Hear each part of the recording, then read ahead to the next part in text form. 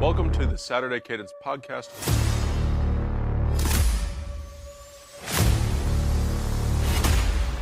I'm Blake Biscardi, and remember, the Saturday Cadence podcast is the heartbeat of college football. Kirby Smart is 1-5 against Alabama as the head coach at Georgia, so it's time to find out if that record is against Nick Saban or just the Crimson Tide. We've got a loaded show for you today, headlined by a massive game in the SEC, Alabama, Georgia. Welcome into the heartbeat of college football. My name is Blake Biscardi, and I've got David Wertheim and Grant Kincaid alongside for the 84th episode of Saturday Cadence. And as always, our show is presented by the Silver Bulletin. So, David, welcome back. We have seen Alabama, Georgia in the SEC championship games. We've seen it in the college football playoff for a national title. But now we get a regular season version of it in September. So what does that mean for college football as a whole to get this showdown so early in Tuscaloosa? No, it feels like the NFL. You have Bengals Chiefs week 2, and I know the Bengals stink, but you guys know what I mean in that regard. You get all these high-profile matchups early in the season, and it's good for the game. It really is. I'm excited for this one. Bama and Georgia on Saturday. Obviously, Ohio State, Oregon in a few weeks. There's so many other matchups coming up. Texas will have some big games coming up, so a lot of fun ahead, and especially this Saturday, we've got a couple good ones.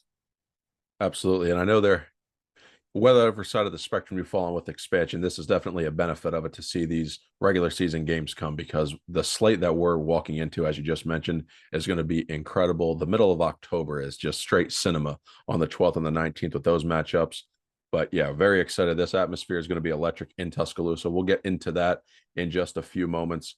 But David, we saw this morning UNLV, their starting quarterback, and now just as of moments ago, their running back, have both decided to exercise their red shirt for reasons that are relating to NIL. They were promised a certain amount of money and they have been given less. So what do you make of seeing that situation develop? You know, it's ongoing right now, but seeing that develop this morning.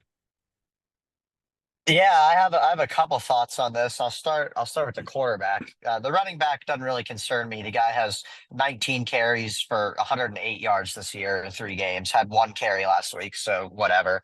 The quarterback, I think, is a bigger deal. I think there's a lot of information being put out there on both sides right now, and I'm almost not sure who to believe. And I would think there's a lot of people out there who agree with me that they're not really sure what to believe. On one hand, it's been reported that there was a verbal agreement for several $100,000 for Matthew Sluka to receive that he didn't get. If it's a verbal agreement, then that's on Sluka, and you probably should have had it in writing, just like any other contract. On the other hand, if there was some written form of this where he was legitimately promised this and there's a paper trail on it, then he should absolutely be paid what he was promised. So I think we're just going to have to wait for more information to come out, but it doesn't really look good for either side right now, to tell you the truth. Sluka coming in from Holy Cross in the offseason. I remember his name being touted. He was a pretty high profile transfer. A lot of people were saying he was a diamond in the rough type guy. Obviously has had UNLV off to a great start so far in their first couple of games before entering the portal, deciding to redshirt, whatever you want to call it. So I think disappointing for the game. You figured that there would be some stuff like this that happened. We kind of saw it with Jaden Rashada and his NIL kerfuffle with Florida. Then he ended up at Arizona State and is now starting for them. And now we're seeing it with a guy during the middle of the season, which is even crazier. So I guess it's just a caution to both players and schools that, you got to, first of all, agree what you agree to. You got to do what you say you're going to do. And then on the other side, from the player side, it looks really bad for him quitting on his team right now. I understand as a senior, you only got 1 year left, and this is his last chance. If he doesn't, redshirt now, then he's done. But at the same time, 100,000, 200,000, that sounds like a lot, and it is a lot. But it's not the type of money that's going to, make you be able to retire next year when you graduate. So I think we just got to wait for more information. And I know I've rattled off a lot of different points here. But we got to wait for more information and see who's really at fault here, because this is a slippery slope and it could be dangerous for the game as a whole. I think it can too. And especially, David, looking at this college football playoff format, there's an auto bid for the group of 5 teams, and UNLV is certainly in that mix as of right now. They're alongside most likely Boise State, Liberty, Tulane potentially. So there's a lot of teams that are hanging around James Madison, and UNLV was in the thick of that race. So not something you want to see if you are a part of that school who you said, you know what, we can go. We're starting off the season strong, and we have a chance to make the playoff. And now all of a sudden, we've lost our quarterback and one of our running backs. So depleting the roster, not good. And like you said, this is going to be something that ripple effects across college football. We're here in the middle of the season, again, uncharted territories, because this is really that first, second year into this new transfer portal era of college football, but definitely something to keep an eye on. Grant, do you have any thoughts on this whole situation developing at UNLV before we move on to Bama, Georgia? No, I think we definitely hit all the points on that one. Just that it's something that was definitely a possibility, and we're seeing it, albeit on not in a group of four team, but we're seeing it in major college football. And like you said, this is a team that is in the mix for the playoff. So it's going to be interesting to see, like Dave said, what comes out later. Yeah, there's no doubt about that. And just as we transition into, all right, UNLV maybe contending for the playoff, and then we move into Alabama, Georgia, I think this game is going to be completely outstanding just from every aspect, however you look at it. There's even an underlying issue of, is there going to be a hurricane or a tropical system moving through? But Helene looks like it's going to move north on Thursday late evening into Friday, so it should be dry by game time in Tuscaloosa, looking at the forecast now. So that will most likely not be a factor, barring some unforeseen circumstances slowing it down. But let's talk about this game real quick. Grant, I'll start with you. Kirby Smart, 1-5 against Alabama. Do you think that Kirby's record is against Nick Saban, or do you think that this is his kryptonite playing a team like Alabama? He's most likely the best coach in college football. I know he's the most active national championship winning head coach right now. And Saban stepped away from the game. Mac Brown, another active national championship winning head coach, but we see the situation he has in North Carolina. So it seems like every head coach has a weakness. So is Kirby Smart's weakness, was it his mentor, or do you think it's the A for Alabama? I think Kirby Smart, this Georgia team specifically, just something doesn't seem to line up. Something just doesn't seem right with this team. I don't know if it's something just in the locker room between the team or the players on the field. But you know, when you play a team like Alabama and the talent level is stacked up against you just as good or better, in some spots.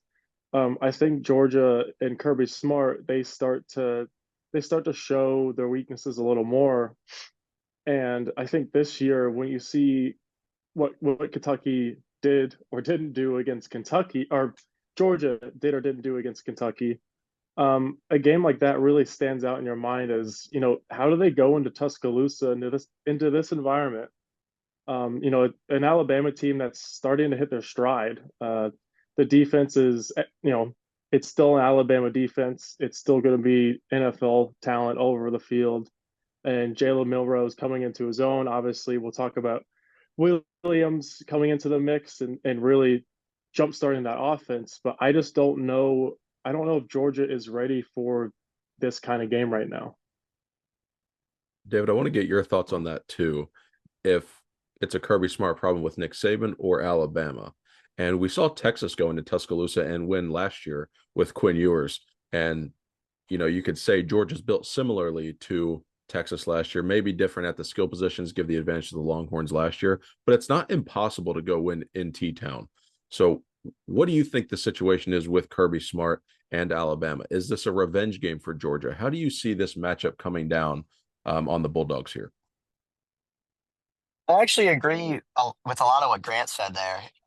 I think that Georgia's going to lose this game. I think Alabama's going to win, and it'll be relatively close, but I think Alabama wins in a manner that would be described as comfortable. Um, yeah, I think there's just something up with Georgia this year. I don't really know if it was a Nick Saban issue in years past.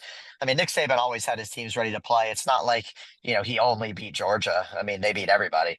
Right. Um, so, I mean, obviously, when you're playing the best, it's going to be hard to win regardless. Um, But yeah, I mean, I think Georgia's gonna have a tough time on Saturday. I think Alabama's physical like they always are, and not to say Georgia isn't, but we saw against Kentucky they had a lot of flaws exposed.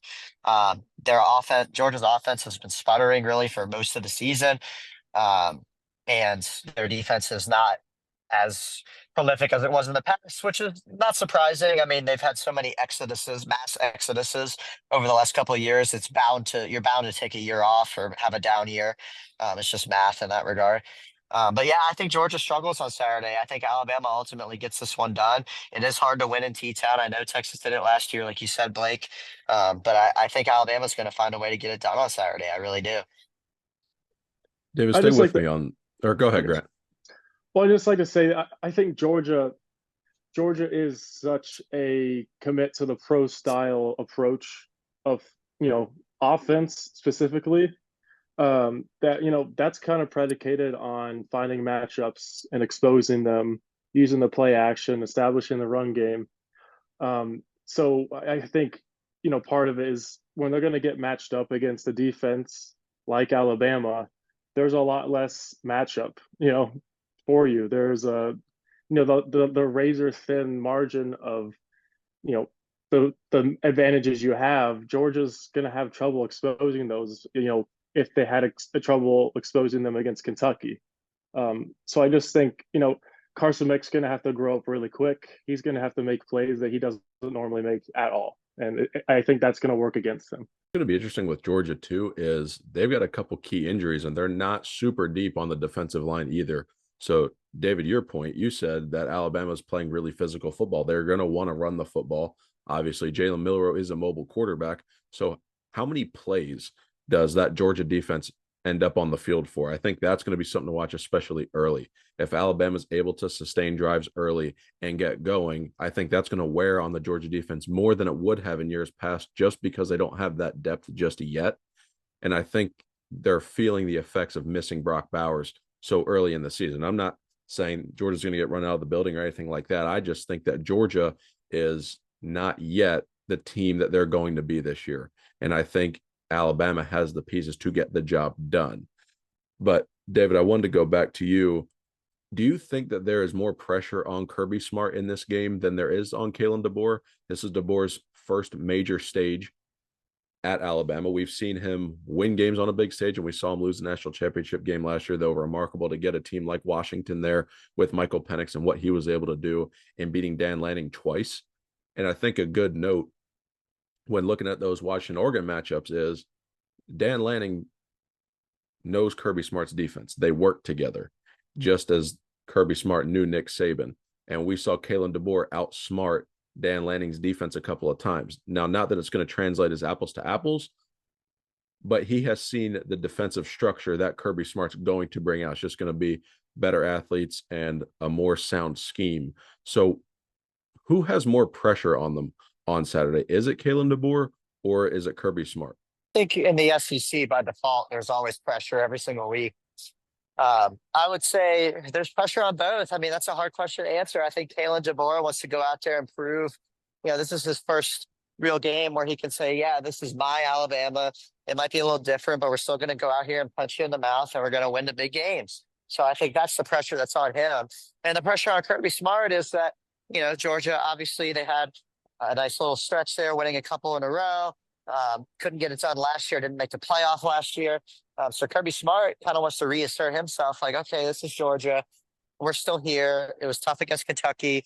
That was just a blip on the radar, and we just went out there and beat Alabama. So I think on both sides, there's a lot of pressure. I'm not sure that there's one that has more than the other. I think it's very different. But this is a big game in the SEC, and really the first huge game of the year in the SEC. And it's one that the whole country is going to be watching on both sides, and there's pressure on both of these coaches, although it might look a little bit different. I think different pressure is the right way to define it. And that's a very good take. So, Grant, I want to look at you here. Key matchups in this game. Where are you looking at the game being won or lost for both of these teams? So, Grant, we'll start with you, then David, and then I'll round out this segment. I think the quarterback matchup, it's always big, but it's really big in a game like this because both of these guys have very, very different strengths. but they're strengths that they lean on very much so. You know, Jalen Milroe has to be able to use his legs. He has to be able to, you know, throw in the run, open up the offense that way. Carson Beck is kind of that pitcher on the mound, standing in the pocket, making plays, distributing the ball. But it's going to come down to who can kind of sustain drives and who can put, you know, touchdowns together and not field goals or stall out. And I think that's going to be a little tougher for Carson Beck and Georgia in this environment. Yeah, on my end, I would say it's going to be won or lost in the trenches on both sides. I think that Georgia's defensive line against Alabama's athletic offensive line will be fun to watch. Georgia, like you said, Blake, very young up front. And then on the other side, I think it's really going to be a ball control game on both sides. I'm not expecting a ton of big plays. I'm not sure that the skill players on Georgia are good enough for that. Alabama has this freshman, Ryan Williams, and some help for him as well. But again, it's not exactly a team of world beaters out there. You don't have Ohio State's offensive forces on either side here, for example, or Texas. So I think it's going to be a trench game. I think this is kind of going to be that old school SEC that we kind of saw in Nick Saban's early tenure, where they would just pound the rock and pound the rock and pound the rock. And the last man standing, the last team standing is going to win the game. I'm with you on that, David. I think it's going to be that ball control style game too, and who can run the football better. But an area I want to watch is, you mentioned Ryan Williams. I want to see what he can do against the Georgia secondary, but more so, what can Georgia's offensive weapons do to exploit the weaknesses of the Alabama secondary? That's the place I think Georgia will have to win the game. If they're not able to exploit any weaknesses or stretch the field vertically, I think they're going to have a tough time winning. I trust Alabama's offensive line more than Georgia's right now. I think they're going to run the ball well with Jam Miller, and then Milroe is a real threat with his legs and with the deep ball. So look for Ryan Williams in space. But if Georgia and Carson Beck are not able to stretch the field vertically and get a pass game going, and Alabama is able to stay with everybody inside of 10 yards and stay close to the line of scrimmage, load up the run box, I think they're going to have a difficult time. And I don't think it's going to look bad early for Georgia. I just think over the course of time, that wear and tear is going to start taking place in the late third quarter, fourth quarter, where Alabama eventually just squeezes the rest of the life out of the Georgia defense just by running the football and just being physical. So that's the matchup that I see that I'm watching. But David, I'll come back to you, and then Grant. I want to start with the SEC and the playoff implications. So David, paint me a picture of what this looks like in conference and just at large for college football if Georgia wins the game, and then Grant, if Alabama wins the game, what it means for the SEC race and also for the playoff picture. Yeah, I mean, if Georgia wins this game, they probably catapult Texas again for number one as of right now. But it's still pretty early. I mean, we got to remember this game is going to be played in September, which is crazy. But Right. it is. I mean, this game is going to be played in September. It's still very early. The playoff rankings won't even be released for a couple of weeks after this game is played. So it's pretty early, but it's an opportunity for both of these teams to go out and make a statement, like we've all discussed here in the last couple of minutes. You know, punch somebody in the mouth, and Kalen DeBoer can say, "Hey, I'm here," or Kirby Smart can say, "Hey, I'm still here." Grant, what's the world like if Alabama wins this game?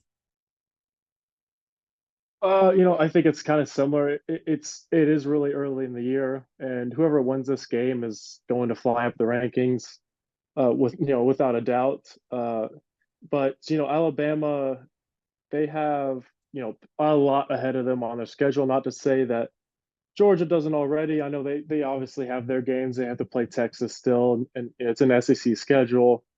But you know, Alabama has to travel to Tennessee, to LSU, and to Oklahoma, to finish out the year in SEC play. So locking down a win like this at home against Georgia, who you know is going to be in the mix to the very end, would be enormous for Alabama with the kind of road games they have coming up on their schedule. Yeah, I think a win here for Alabama is more important in terms of, can they get to the SEC championship game and then potentially secure a bye in the playoff just because of the way their schedule sets up. But at the same time, Georgia's schedule is not much better. And I think they have, let me just back up for a second with the schedules. the disparity between Georgia's schedule, Alabama's schedule, and Texas' schedule, and Oklahoma's compared to an Ole Miss schedule or Missouri schedule is wildly different. And that's something that's going to come with this expansion where you're playing in conferences with 16 to 18 teams.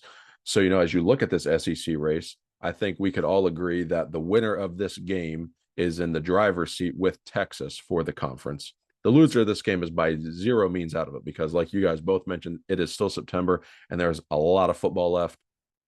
But I will put Ole Miss up in that category and maybe Tennessee as well as the top end contenders. And then you look at the loser of this game probably sitting with Tennessee as, they could win the SEC, but they're maybe not a favorite. And I think Ole Miss is sitting up there with the favorites just because of their schedule. They have an easier path to get to the SEC championship game, much like in the Big Ten, where you have Ohio State being the favorite. Oregon has a tough schedule, but then Penn State just sits there and they pretty much have to play Ohio State of the big boys. And, they could just backdoor into a championship game. So how do you see this SEC race playing out? Do you think it's those 5 teams at the top and then there's a big drop off, or do you see it as really the winner of this game and Texas as head and shoulders above the rest of that conference? We can go David first, then Grant. Yeah, I'll chime in here. No, I agree with you. I think it is those top 5. I'm not seeing anybody else who's going to, add to that. People are talking about Missouri. They barely squeaked one out at home against Vanderbilt. They didn't look good at all. People were riding high off of them off of that 10-3 victory or whatever it was against Ohio State's JV team. And they have not backed it up this year. So Missouri's out. The rest of the SEC is probably pretty mid.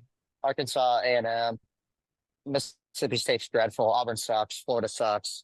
So, yeah, I mean, those 5 teams are really good teams. Don't get me wrong. They're really good teams.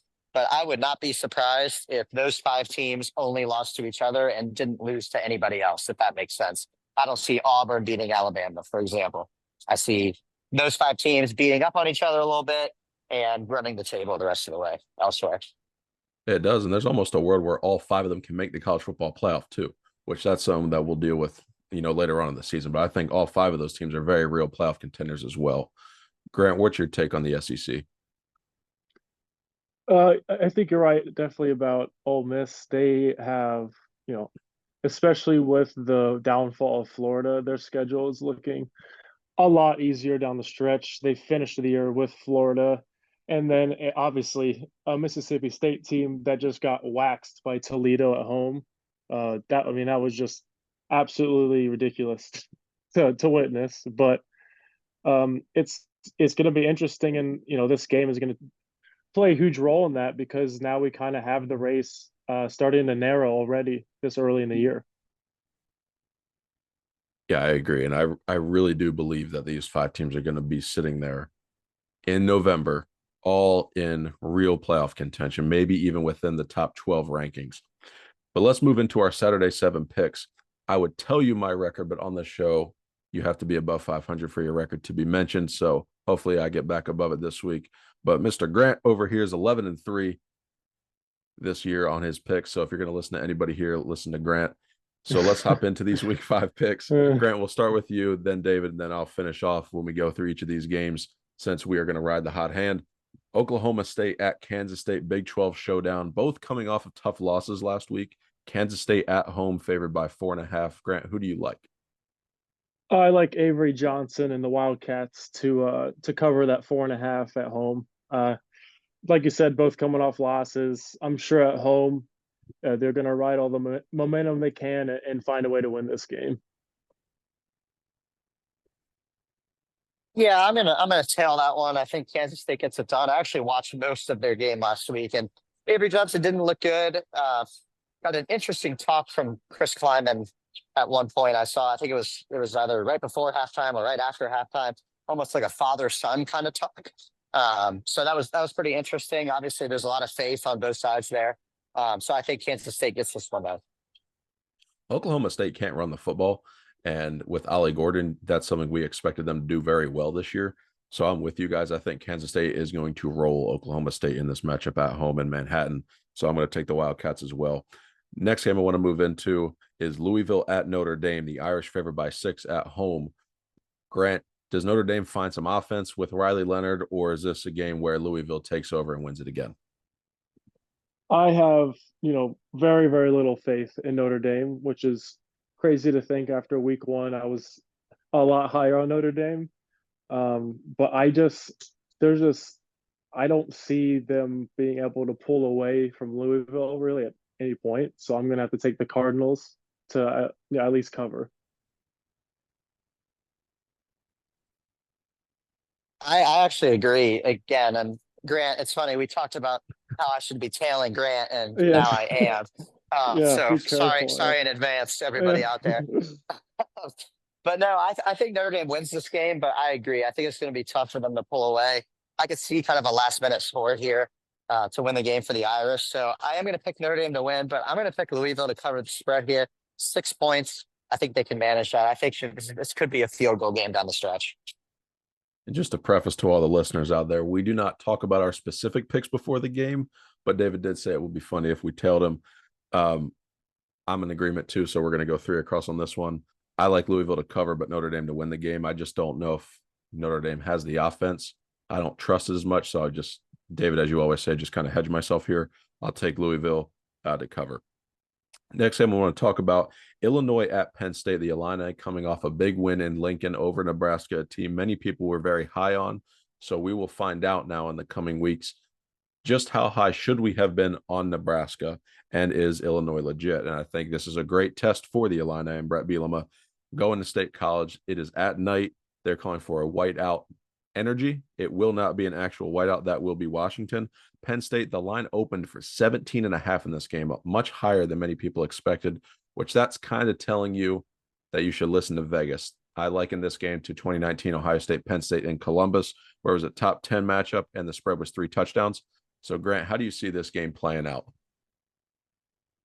Yeah, I was initially pretty high on Illinois being able to cover, but as I see the line jumping up towards 20, I have to go with Penn State, and I'll take them to cover. It could backfire on me, but I think I'm going to listen to Vegas on this one.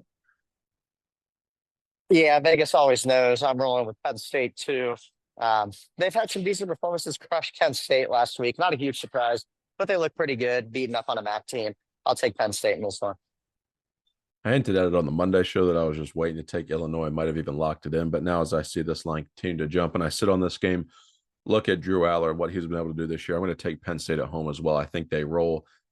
It's that classic letdown spot for the team coming off of a big emotional win on the road, even though you can't really have a letdown with another major matchup, but I just don't think Illinois has the horses to compete with Penn State for 4 quarters, so the Nittany Lions cover.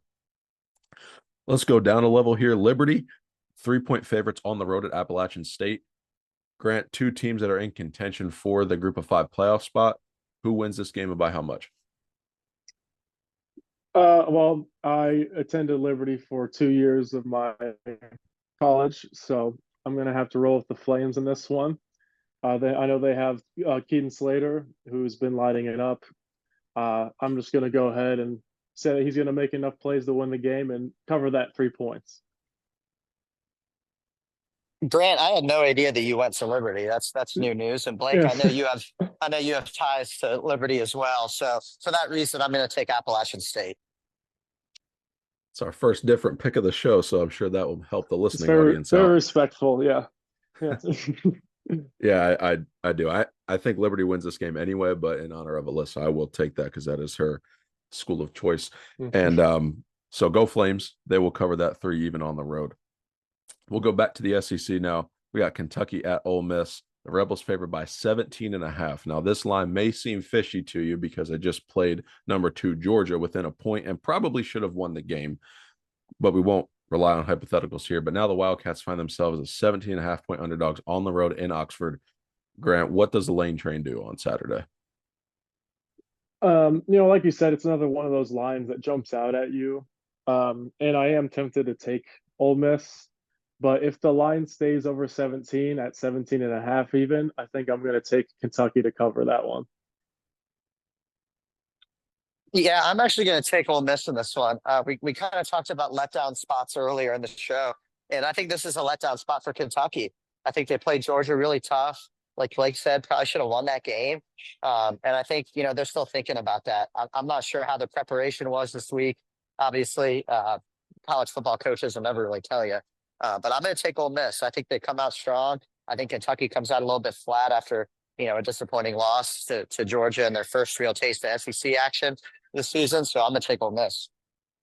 Yeah, David, save me a seat on the lane train. I'm with you. I think Kentucky's going to lick their wounds still from the Georgia game, and I think Ole Miss is able to cover in this matchup as well. And this is a game that you think maybe Ole Miss can stub their toe. I don't think that that's the case at all. I think that they're going to roll.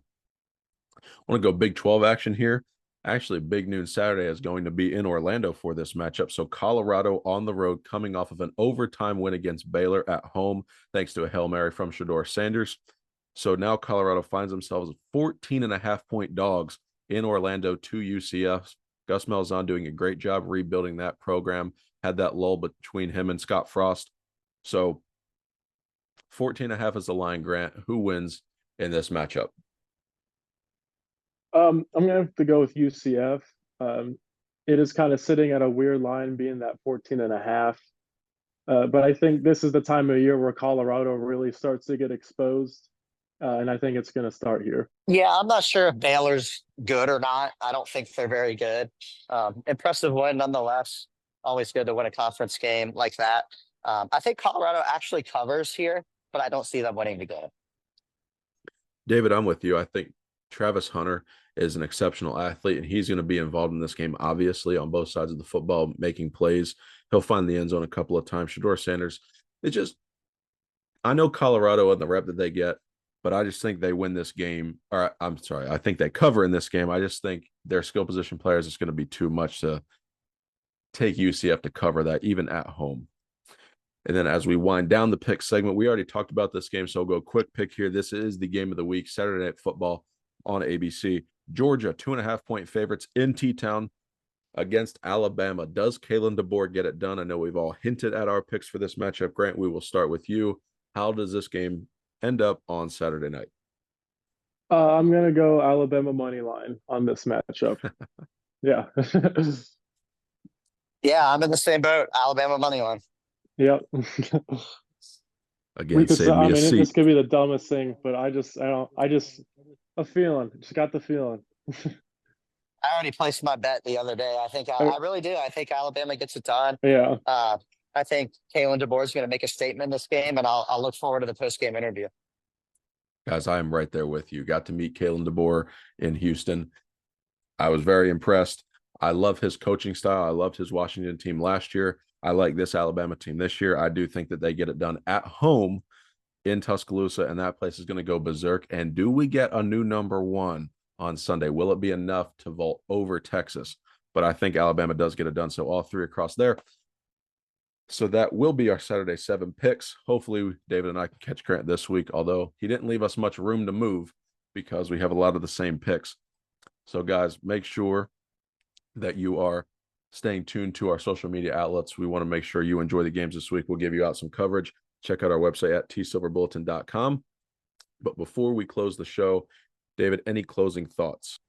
It's good to be back on the show. First of all, I had to take an off week last week, and that's always a bummer because we love talking ball. But, we're getting into the part of the season now. Blake, you always say games to remember are played in November, and we're getting close. We're almost at October here. So just a little bit longer till that. And, Georgia and Alabama on Saturday is a really nice appetizer. We get another one in a couple of weeks on that October 12th slate. And then we're really rolling the playoff rankings soon after that. Hard to believe we're already a quarter of the way through the season, but here we are. It's going to be fun. Absolutely. That slate is heating up. So, guys, thank you so much for listening to today's episode. Remember to like and subscribe to our channel.